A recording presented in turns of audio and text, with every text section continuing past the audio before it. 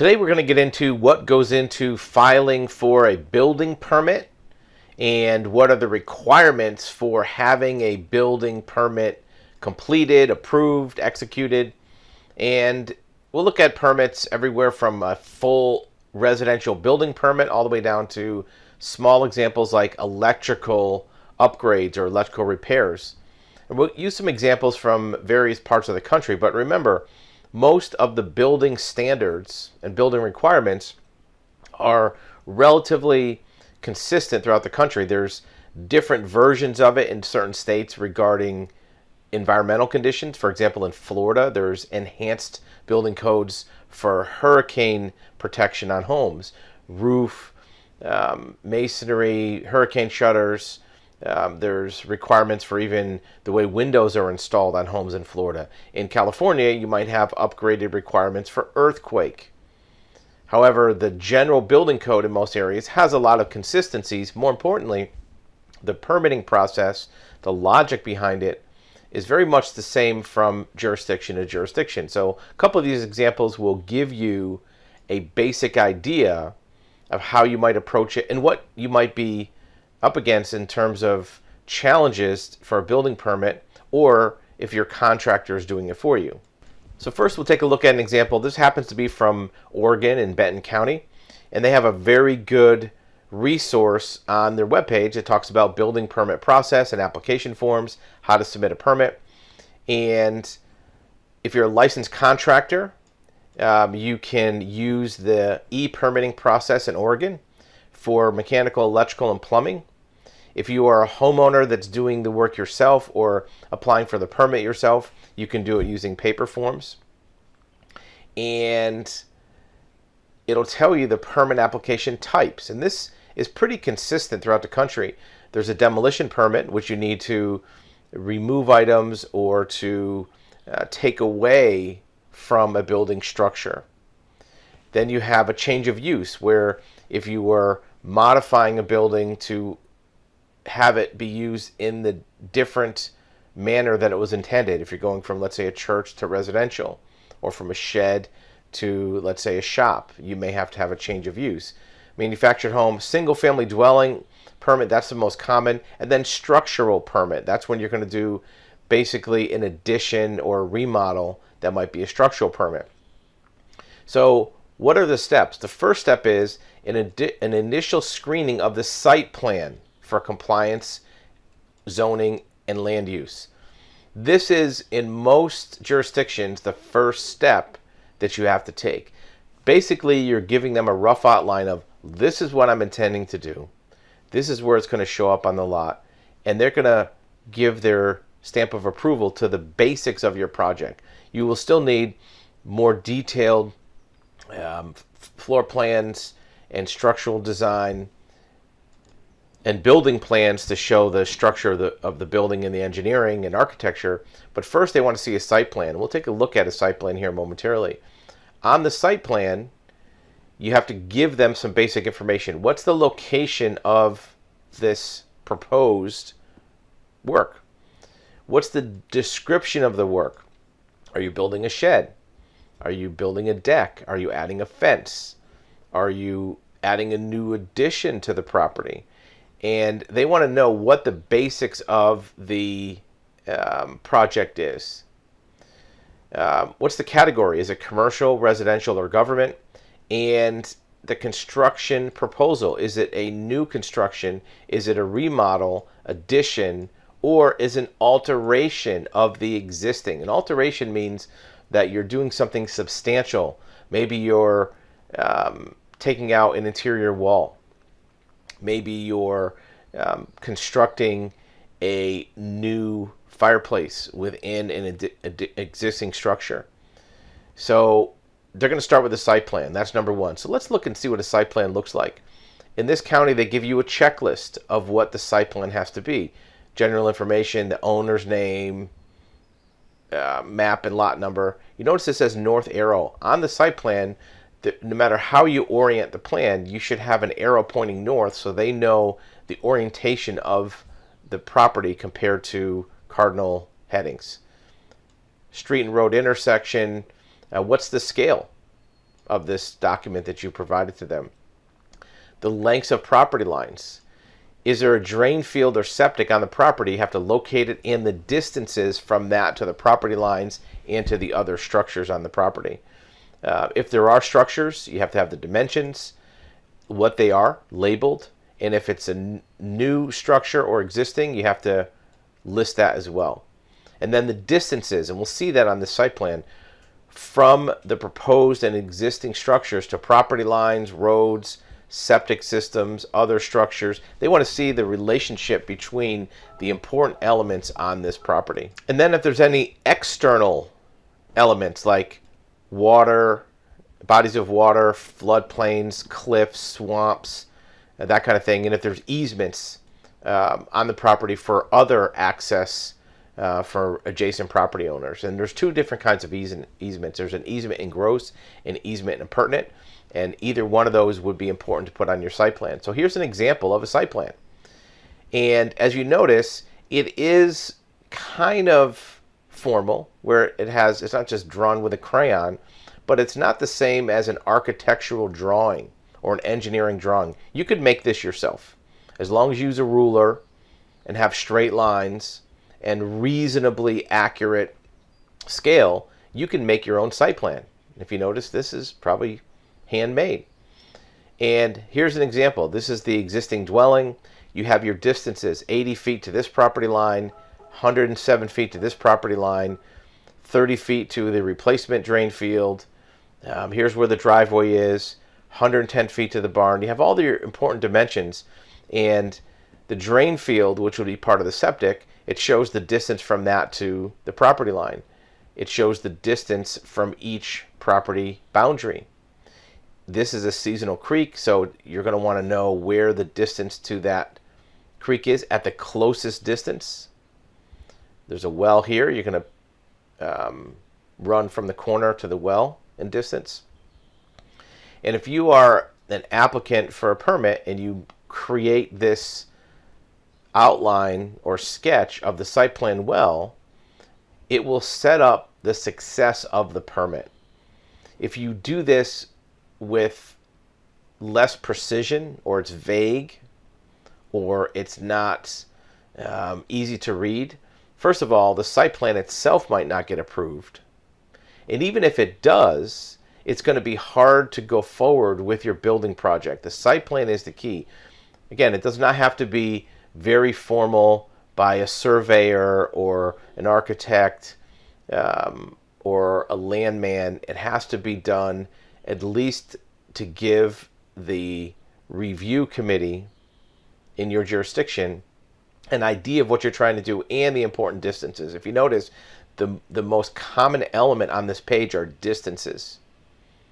It's not the buildings themselves. The buildings themselves are shown once or twice. The distances from every important corner is what they're looking at. That's key. And if you notice here, remember they mentioned road. It shows the distance from the building to the property line, and right next to it, the distance to the road. They want to know both because they're going to be looking at a couple different things regarding your proposed construction. So once that has been submitted, and most counties have a requirement on the format of it. Here they're talking about 11 by 17. That's like double the size of a letter piece of paper. Then it's confirmed that they received it. And if they need more information, the technician will let you know. I need to know what material this is, or I need to get more details on this distance. Once this initial screening has been completed, they will send you an electronic stamp of your site plan saying the initial zoning compliance is completed. That's not an approval of your permit. At this point, you really haven't even applied for a permit. You're just getting permission to apply for a permit. Because if the use of your property under this proposed development does not conform to zoning or land use or other basic requirements of the zoning of your jurisdiction, they're not even going to approve your site plan. For example, if you build the house too close to the property line, or a septic system is too close to the house, they're going to let you know that that's not, don't even bother trying to apply for a permit. Once that's done and everything's approved, then you would submit your application for a permit, and we'll take a look at that next. It reminds you that you'll have to submit that site plan that you submitted above with your application. If you submit a permit application without the site plan that was stamped okay by the technician, they won't even accept your application. So you have to make sure that you retain that site plan and don't deviate from the site plan's intentions. If you decide later, well, I want to move the house 10 feet over here, you can't change that unless you get a new site plan review. Next is actually the permit application, and they have a page for that, single family dwelling permit application. And it tells you they have some phone customer service available. You can make an appointment for in-person meetings. Look, most counties, they want to help you. They want to make the project go well for you. They can't do everything for you, but if you have some questions or you're not sure about exactly how to proceed or what the requirements are, you can usually make an appointment to have somebody come out and look at your property or meet you in the office, discuss your proposal, and they can point out things that are obviously not going to fly with them, but they'll also give you some suggestions on what things might make the process easier for you. To place a new dwelling on a vacant parcel, you need to obtain zoning approval. And that's part of that site plan, but you also need to make sure that the zoning approves the house in the first place. And then you have to show that you have access to a water supply. Well, what does that look like? Usually there's a worksheet for that to calculate how you're going to get water to that property. Is there city water? Is it a well? And you have to include your plot plan, which you've done, show adjacent buildings, show access for the project. Where is the access to this dwelling? Is there a driveway? Is there an easement? And you might need a permit just for the driveway. And then you're going to utilize contacts with the various water providers in the county to see which one covers that area. And you have to use a worksheet, how many square feet it is, how big is the deck, are there any sheds. This is to determine the fire risk for that property. Because in addition to having potable water for use domestically on the property, there has to be water supply available for fire fighting on the property for that particular use. And once that's done, they will tell you if it's approved and how many gallons they expect it's needed to fight a fire based on the construction type. Is it fire resistant? Is it non-combustible? Is it timber? Is it wood framed? And the fire department will determine what is the gallon drain load that they need for preparing fire defense for that particular use. So what else do you need? Well, you may need on-site septic permit application. This is important because if you're in an area that has municipal sewer and water, then it's mostly a matter of getting approved for a hookup to those. But if you're in an area where you need to have an on-site septic system, and we'll talk in other videos about how to design that, you want to make sure that your proposed site plan includes the placement of those drain fields. You have a drain field here. You also have a replacement drain field.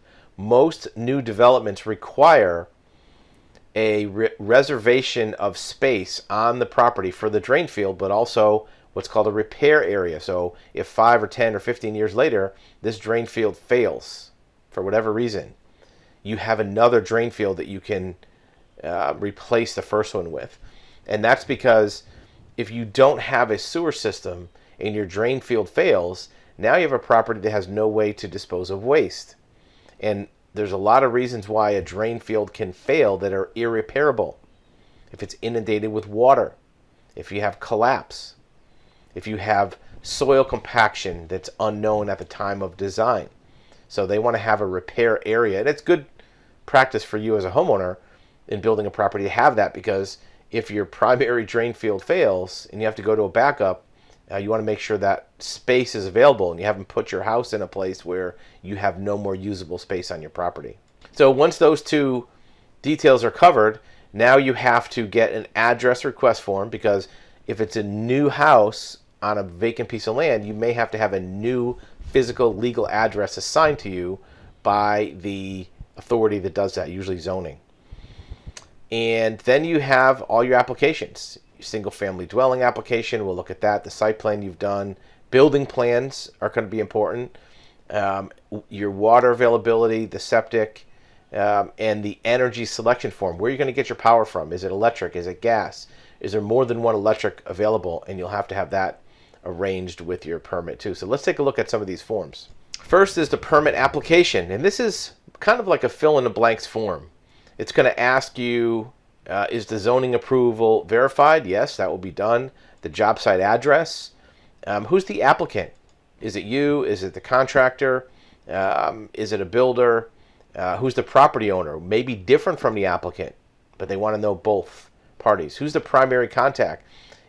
When there's a contractor, that goes here. You notice it has a place for the license number. In Oregon, it's called CCB. And then there'll be other subcontractors for very specific but important parts of the project. Mechanicals are like HVAC, heating, air conditioning, those type of important utilities for the property. Then you have electrical. Then you have plumbing. And each one of those will need a licensed provider of that service to create the system for that structure. So electrical, it's a requirement that a licensed electrical firm does the work for installing the electrical components, the conductors, the devices, the breaker boxes, even connection to the main service entrance from the utility. And we'll take a look at an electrical permit and what that electrical process looks like. Plumbing is the same thing. Plumbing is something where all of the ingress for water, domestic water, and the egress of sewer or waste is connected to a monolithic system.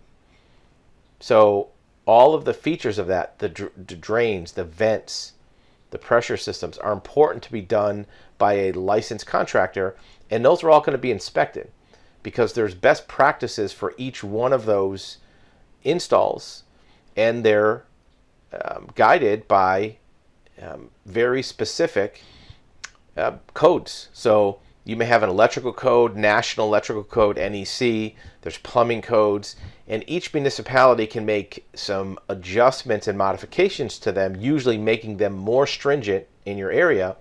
But even little details like the angle of pipes on your drain system, you can't go more than a 45-degree angle. Or maybe the vents for your sewer system have to be above the level of certain roof pitches. There's many details about codes that have to be followed, and even the general building code will have details, and the contractors on each one of these trades will follow those codes, and the building contractor will follow codes. Even something as simple as building a deck has codes that have to be followed. If a deck is above a certain height off the ground, has to have a certain type of railing, certain type of footings. They're trying to prevent the types of injuries or damage or hazards that have been seen over the years. A deck collapses and somebody gets hurt. Electrical components fail and causes electrocution or fire. Every year, all of these codes are updated, and there's a new version of them to talk about maybe using certain size wire or conductors to make sure the project is done safely. So you'll have your subcontractors, your trades contractors, and then if any of these are done by owner installation, it'll check yes or no. And if you're doing any of these yourself, In many cases, it's allowed. You still have to follow the code, but you can't hire anybody else to do it other than yourself. Either you hire a licensed contractor or you do it with your own hands. You can't pay some people to do something that aren't licensed in most cases. And then what's the value?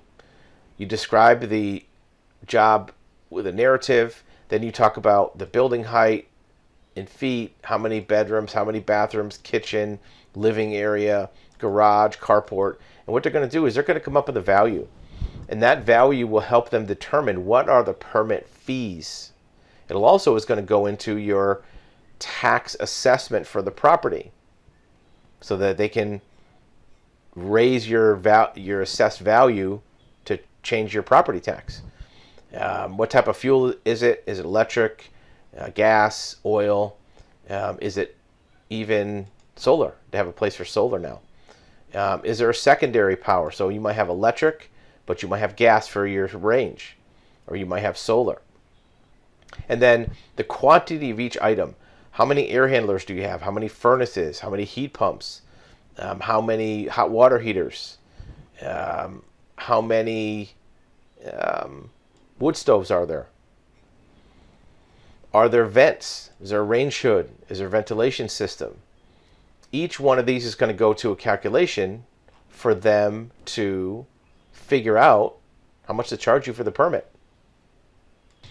In addition, you're going to need to submit formal building plans for this construction, whether it's a new house on a vacant piece of land or a major addition to a house, or even a remodel where you're adding a dormer or door or some other type of major structural item. Will need building plans. In most cases, it'll need to be done by an architect or certified plans. You notice in big letters, minimum requirements are designated. Plans shall be drawn to scale and be of sufficient detail to show the work proposed. You also have to have cross-references to show what the size of the lumber is so they know how strong the house is going to be. And there's rules and regulations of single-family dwellings. The plans you submit are required to match or exceed the level of detail presented in these samples. This is just an example to show you what they're looking for. If you cannot produce drawings like these, it may save you time to have your plans drawn by a professional draftsperson or an architect, and that's probably the best way to go anyways. So first, they're going to tell you what's on the checklist. How many sets of plans do they need? They might say 2. And you check off yes or no on this checklist before you send in the permit application. Do you have a site plan? Well, we've already done that, so that'll be a yes. You need a foundation plan. So in addition to the structure of the house, you need to tell them what this house is resting on. Is it a concrete slab? Is it footer walls? Is it a foundation? Is it a basement? Is it piers? So you need to describe what the foundation is and show those footings, dimensions, anchor bolts, hold downs, everything that shows them how good this house is going to be supported, but also what's keeping it from blowing away, right? What are the anchors for this residence? You need to show a floor plan with all the dimensions, the different rooms, where the doors are, how big the doors are and windows, because most residential properties require ingress and egress to every room, secondary and primary. So if you have a door in a bedroom, you need a window in case that door is blocked in a case of a fire. And the window has to be of a certain size, can't be too high off the ground so somebody can't reach it. There's a lot of dimensions they need to see to make sure that it matches code. And it needs to show contour lines at 2 full intervals. If there's any slope or grade on the property. Are there easements of the driveway? Location of septic systems, we've talked about that. And the utility locations. So where the utilities come from the providers, where's the electrical service come into the property?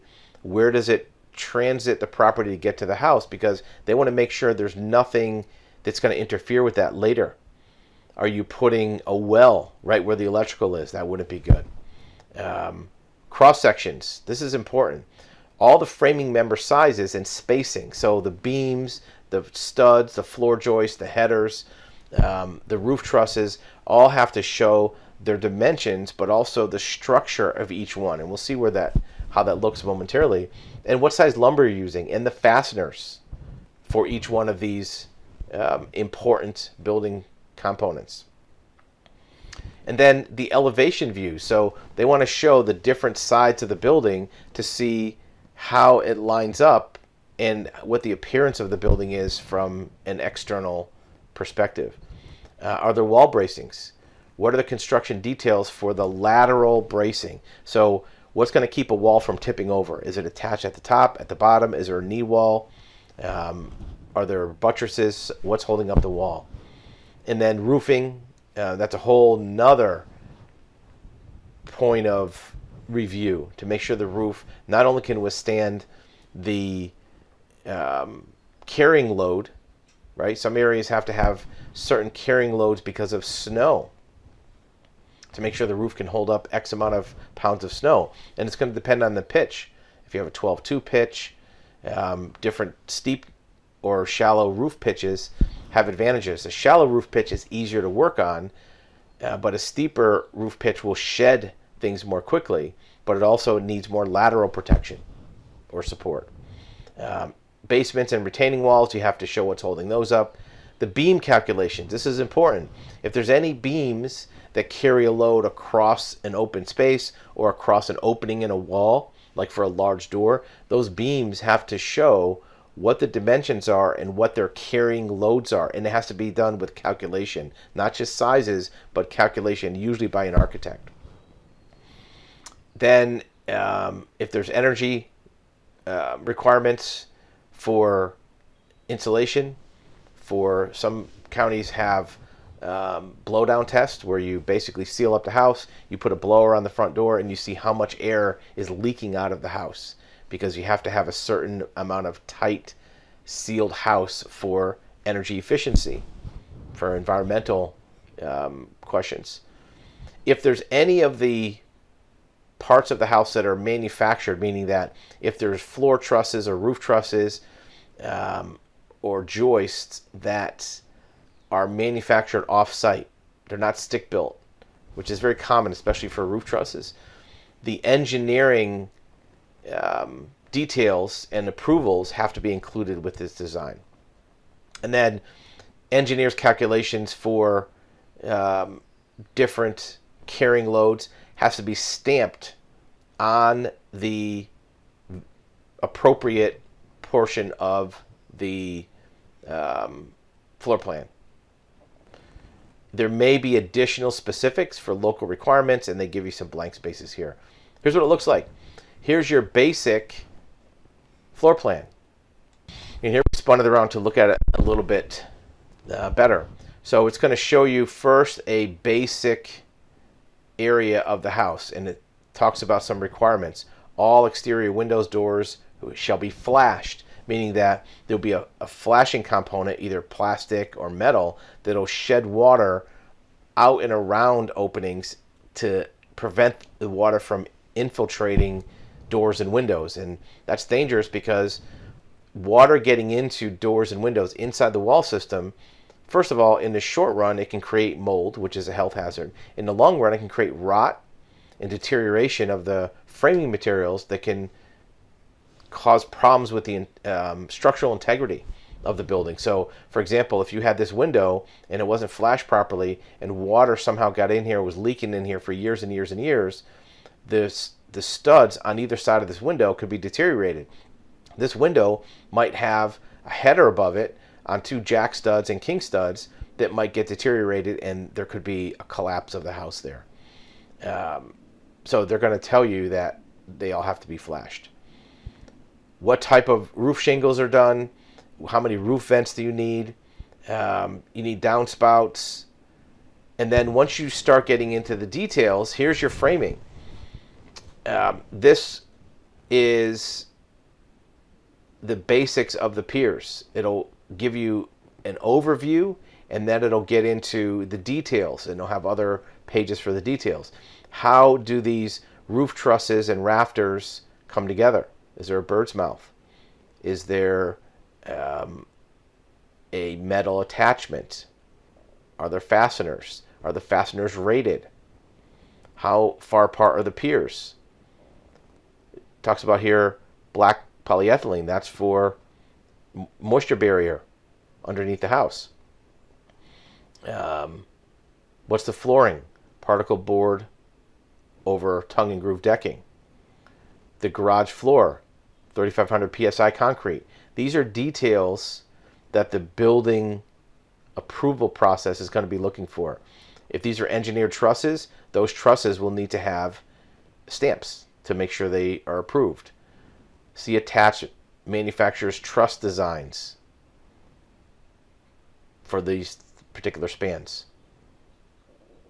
And then here's an example of your floor plan.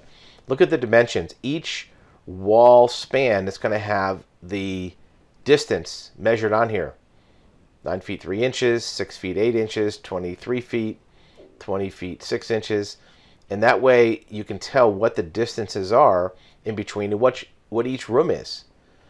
Right? This looks like it's the garage with a washer and dryer and a water heater. Then you have an open area here, living room and kitchen, what the design is. Now, some of these things may be able to be changed once construction starts. For example, if the homeowner decided after the fact to move this kitchen on this corner rather than the other corner, many of these will not affect the structural integrity. But if the plumbing originally came up here for the sink and now you're moving the plumbing over here, the building inspector is going to make sure that the plumbing access is not going to create structural problems by drilling through different studs. Looks like you have a bath and 2 bedrooms. This is what most people think of when they consider a floor plan. But all these details of distances, what's the interior wall, R21 exterior wall, gypsum board, meaning that it's like drywall, sheetrock. Next page is the foundation and supports. You have these piers, 18-inch diameter footing, and this is what's going to hold up your floor trusses. You'll have underfloor access, basically a crawl space, and around the edge there will likely be a concrete foundation wall that will surround the hold up the walls of the property. And then in your garage you may have a floating slab but still have that foundation wall around it. And even a little detail like slope, 1/8 inch per foot this way. Why do you want to slope on your concrete floor? Well, if you drive in your garage with mud and snow on your car, or you have water in your garage, you want it to flow out of the garage, not into a corner where it builds up and causes damage. Here's where you get into details. Little details like how does the roof attach to the wall and attach to the ceiling? And what is the insulation required? The insulation requirements in most counties have to do with an R value. What's your requirement for maintaining heat load inside the house? What is the roofing material? You know, you have composite roofing of a certain pound. You have felt paper underneath. You have 1/2 inch plywood underneath that. And then you have to have a baffle to allow airflow to make sure that you don't have condensation in the roof. All these little details are going to be looked at. And when you build the house, the inspector is going to look at each one of these details to make sure it was constructed in the manner that the plans indicated. And then all the way down to the floor, here's your floor joists. And what's on top of that? Tongue and groove decking, particle board. You have insulation there. You have what's your rebar inside of your wall piers, right? It tells you all rebar tied at joints and intersections. Number 4 rebar. What's the shape of the rebar? You have a tie-down block. All of these things are what the designer or builder will know how to construct. And at each level of construction, the inspector will come out at intervals to look at each one of these details before they get covered up by the next step. And then even details like on a window, you're going to have beveled trim. Look at the top of this trim work, it's on an angle because they don't want it to be flat where water will seep behind it. They want water to shed off so it gets away from the house, not towards the house. The concrete will have certain requirements. It's called a monolithic slab. With footing, you have your load-bearing wall where it's going to be placed on the footings. In this case, it'll be on the edge. Here, it'll be in the middle on the interior piers. It'll have the detail how it's attached with an L bolt or a bracket. What's the ground support underneath that? How wide does it have to be? The requirements for size: 7 inches supporting 2 stories, 6 inches supporting 1 story. That's the minimum size for the masonry. In both cases, these details will be calculated by the architect or designer that's building the house, but it will need to be approved by the planning department, the permit department. That's why these plans are submitted. So you have approved plans that you can build off, and you have something for the inspector to look at each stage of the process. So now let's take a quick look at some specific types of permits for smaller jobs. Here's an example from a county in Texas where there's different types of residential permits: backflow prevention, driveway permit, demolition permit, electrical permit, irrigation permit. There's all kinds of permits for smaller jobs, even residential generators, temporary utilities, swimming pool. And we'll take a look here at a permit application for electrical. This is Sugar Land, Texas. And it has individual items for electrical. Is it a service loop? Is it a reconnection? Is it an electrical panel replacement? Is it a sub panel? Is it electric motor? Are you adding a clothes dryer circuit? A disposal circuit? That's very common. Some older homes never had a garbage disposer, and you have to add that later. I doubt you're adding an x-ray machine to your house. That would be more commercial property. Ballpark and parking lot light poles, that's a different permit.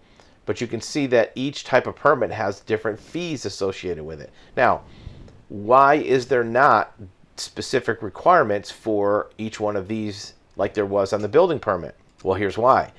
There is a National Electric Code, the NEC, that has a book. Comes out every year. Every couple years. Current edition is 2020. There may be upgrades and updates in between that tell you how to do these electrical installs. Everything from the size of the wire, which are called conductors. They don't call it wire in the electrical industry. They call it conductors. And the devices that go into the walls or ceilings or floors where you connect your components to your electrical system.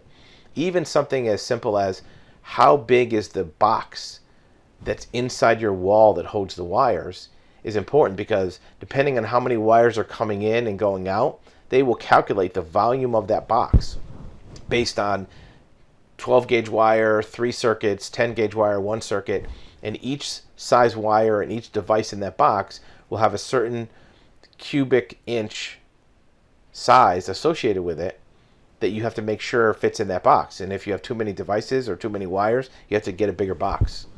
Maybe separate some out into another box. So the NEC will dictate what you have to do for the electrical. There'll be a similar requirement for plumbing and HVAC. How much capacity do you need? How big of pipes do you need? For HVAC, how big the ductwork needs to be? How many units do you need to have? So all of this will be determined by the size of your project. Most important is, even prior to hiring a contractor, start to look at some of the requirements in your jurisdiction.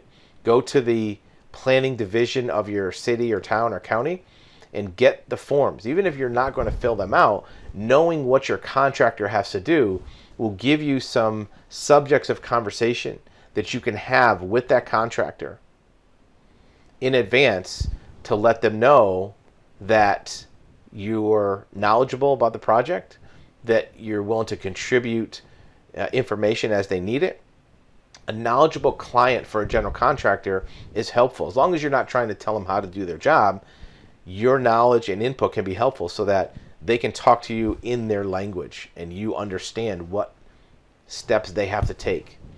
And that will make the relationship with the contractor flow smoothly and more than likely help you pick out a good contractor.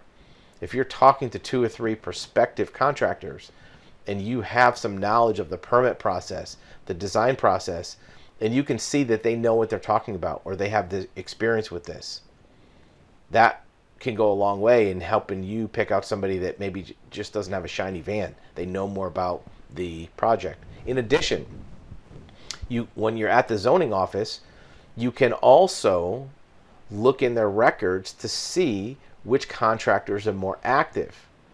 If you find that a contractor that you're considering hasn't pulled a permit in your county in 5 years, they may not really be that current or active in the marketplace. Maybe they've been working the next county over, who knows? But having a contractor who's active in the marketplace, active with construction, will help you in many ways because they will have access to labor, workforce. They will have knowledge about how to get the permits put through. They probably have more access to building materials, which right now is a pretty significant thing to overcome, especially labor. So that's another benefit of you interacting with the permit and planning department in advance of starting a job. Look, the permit technician can't tell you who you should hire. They can't give you recommendations.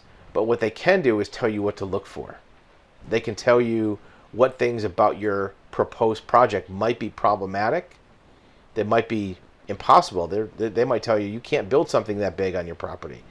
They might tell you that you can't put something this close to the road.